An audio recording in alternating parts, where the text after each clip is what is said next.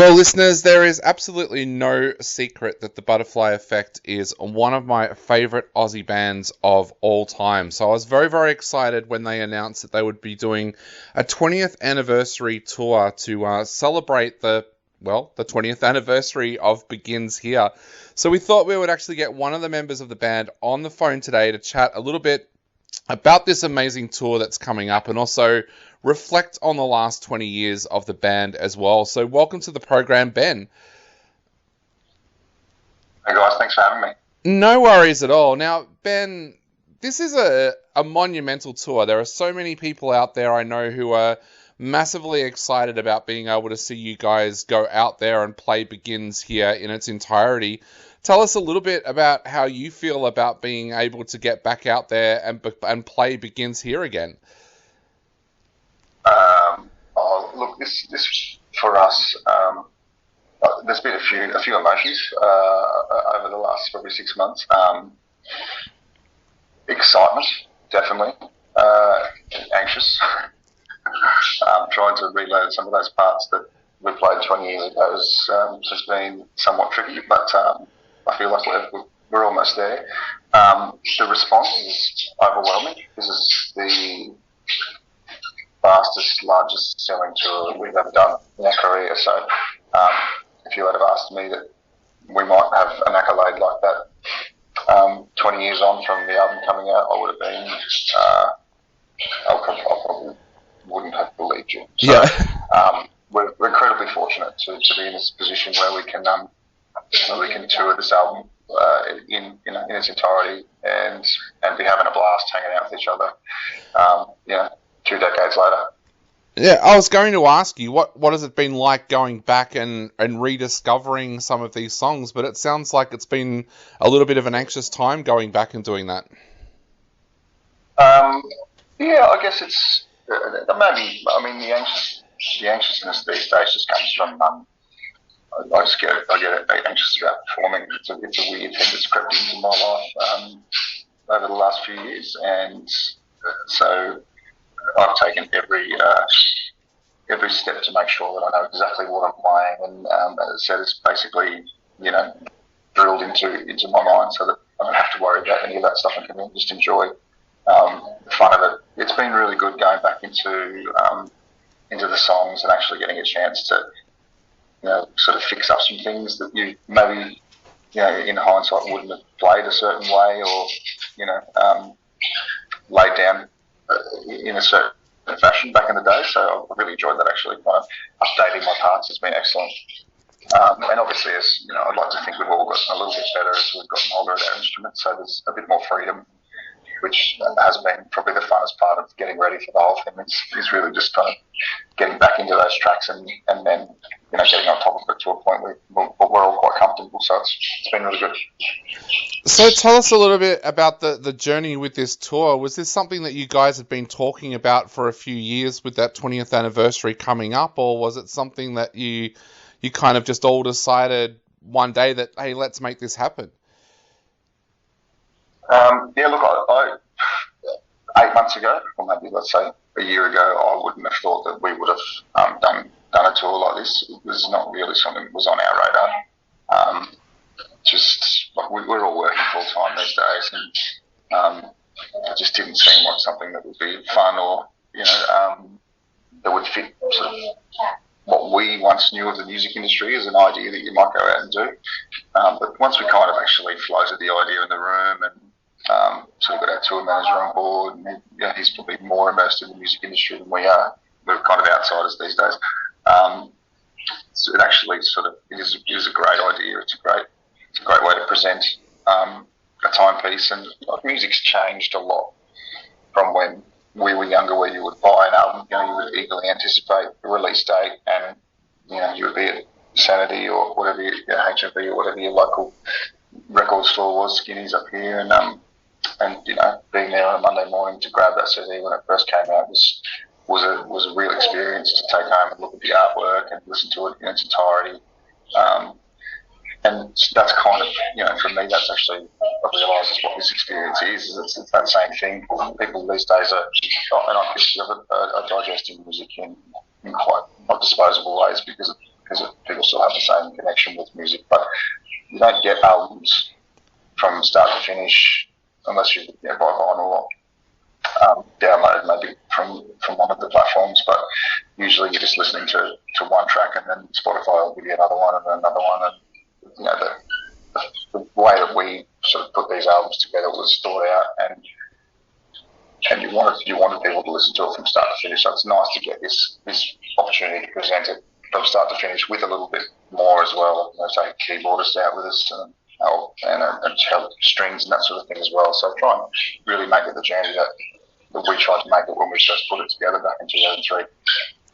So going back to 2003, tell us a little bit about that time, because of course you guys had just won Unsigned Find. There was a lot of expectations about what you guys were going to deliver with this album. And I remember the day that I actually went and got Begins Here, the day that it came out at JB Hi-Fi. I remember that day really, really well.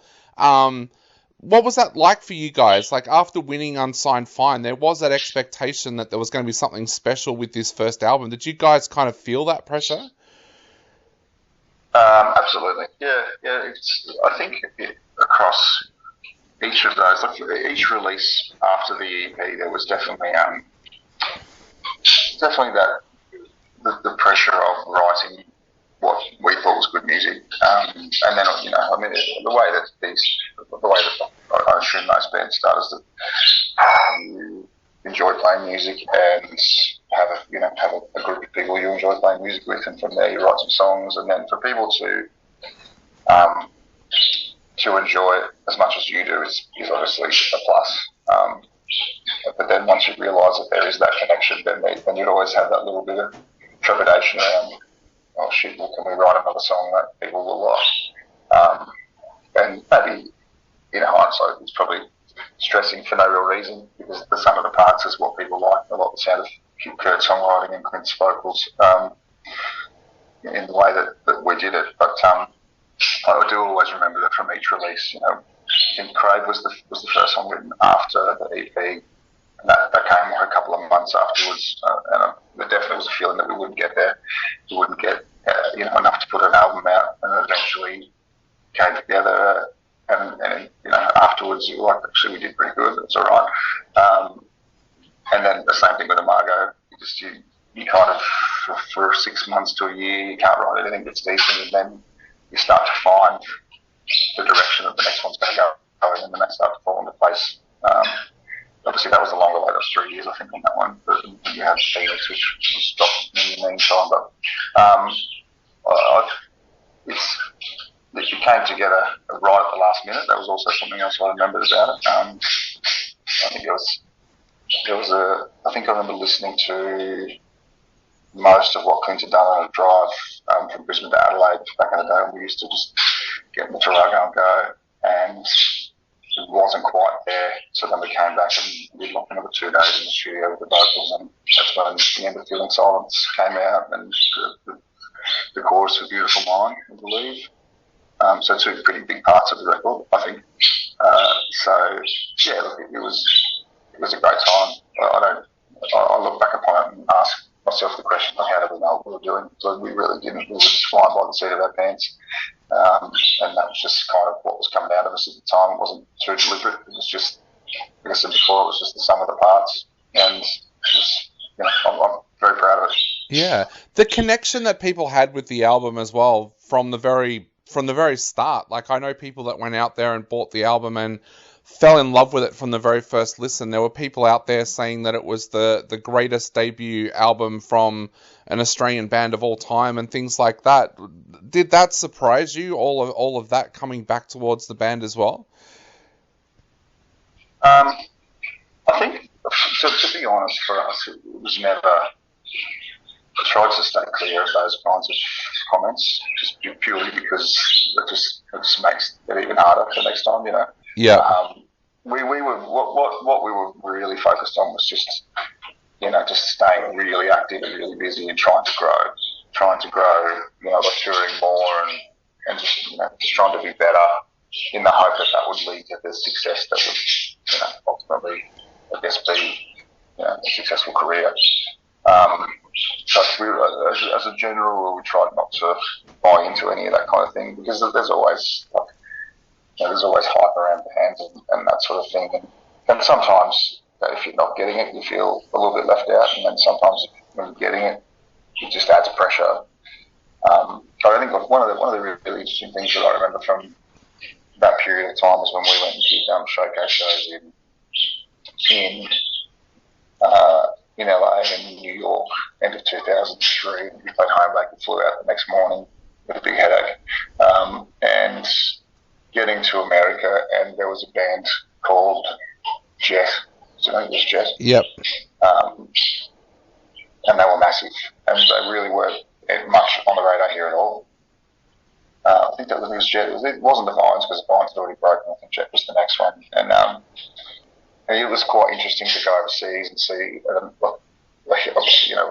artist that potentially was being touted as a worldwide artist from Australia, and you're like, hang on, I didn't really. I'd heard small things about them, but they didn't have a following back here at that point. And they're like, what's going on here? How did they go express to the States and we didn't, So there was those little peculiar things that happened as well. But just the music industry is a very interesting beast. And obviously that wasn't jealousy. That was just, it's like how did you're always trying to find that step to the next level. Unfortunately for us, we toured overseas a fair bit, but we never quite got the traction that we would have probably loved, because it was quite a lot of fun getting over there. Yeah, that connection that you have with your fans, though, that is still there. It's very prevalent by the fact that you guys sold out so many shows with this tour coming up so quickly, and extra shows had to be added. How does that make you feel, knowing that your fans out there are still so strong and in love with the band 20 years later? Yeah, that's mind blowing from our perspective, because you can't. There's no formula that creates that bond. Do you know what I mean? Like there's no can't buy that. That is actually just these are people that have obviously had a connection with the music, connection at this point with the time, in their lives that they were having, and people making friendships and relationships through that period of time listening to our music. That is, like, I guess that's probably the most special connection of all. It goes back to what I was saying before about we obviously wrote music for ourselves, but then when people started to like it, it really was great feeling. And when people, in these scenarios where they come back 20 years later and there's still obviously a connection occurring, we're very, very lucky, very grateful. Definitely. Now, for all of our listeners out there, the Butterfly Effect Tour kicks off on February 1st in Brisbane. We've put a list of all those dates up on our website and indicated which shows have still got tickets left, so make sure you check out our website if you want to grab tickets to this amazing tour. Ben, to finish off, what would you like to say to your fans out there before you guys embark on a tour that I'm sure a lot of people are going to remember for a lot of years to come? Look, thanks for sticking in there with us. It's been a really long time, and we couldn't be happier and prouder for the result for this tour, and just it's amazing to still have the opportunity to come and do this for people.